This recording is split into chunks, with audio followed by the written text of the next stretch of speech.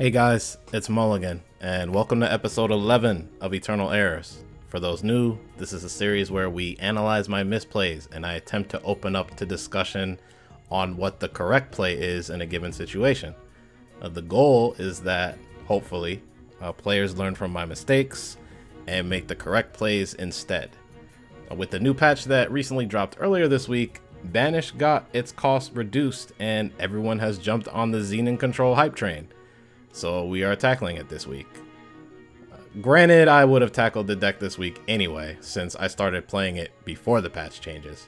Xenan Control was always good, even when Banish costed 4. But sometimes it takes a while for people to catch on, especially if they're just jamming the first good deck they see. Anyway, let's jump in. So the first game we're going to be taking a look at is against Pharaoh, who's on Praxis midrange. On turn 3 here, I decided to go for Vara's Choice to pick a unit to discard and take it away from my opponent for later on.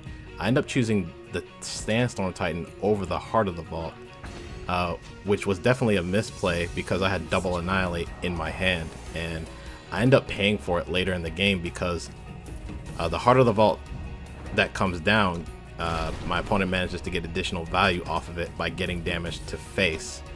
In this matchup, if you're running Vara's Choice, while it's tempting to discard Titan to throw off Praxis midrange's curve, which is what I was trying to do with that Vara's Choice, you generally want to take Heart of the Vault because you have plenty of answers for Sandstorm Titan, while that's not so much the case with Heart of the Vault, especially given the hand I had with the double Annihilate. But the extra damage I took from the first Heart of the Vault ended up costing me the game.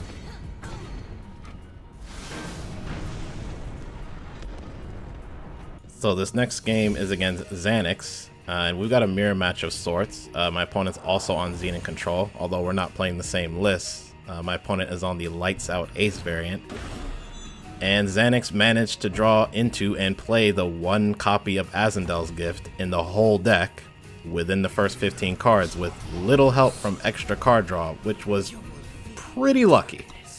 I still had one out, and that was Spirit of Resistance, and I had to hope my opponent would drop the last word before then so I could snipe it. So I forced a board stall for that to happen, which it did. Unfortunately, I misplayed by gang blocking the 16/16 Mystic Ascendant when my opponent had a 7-card hand, thinking I could actually trade with it. But they definitely could blow me out with fast spell removal, which was highly possible by this point in the game. I really needed the chump block, and it turns out my opponent did have the fast spell removal to blow me out. Granted, Azendel's Gift had taken its toll by that point in the game, giving my opponent insane card advantage, so Spirit of Resistance may have not swung the game back in my favor, but it would have given me a chance since it's immune to basically half of Xenan Control's removal. Granted, it ended up not mattering in this situation because I never got to 12 power, but that was because earlier in the game, I ended up making an error where Azendel's Gift was out and I had a Mystic Ascendant out, but I purposely did not play power so that way I wouldn't draw extra cards and end up discarding a possible Spirit of Resistance.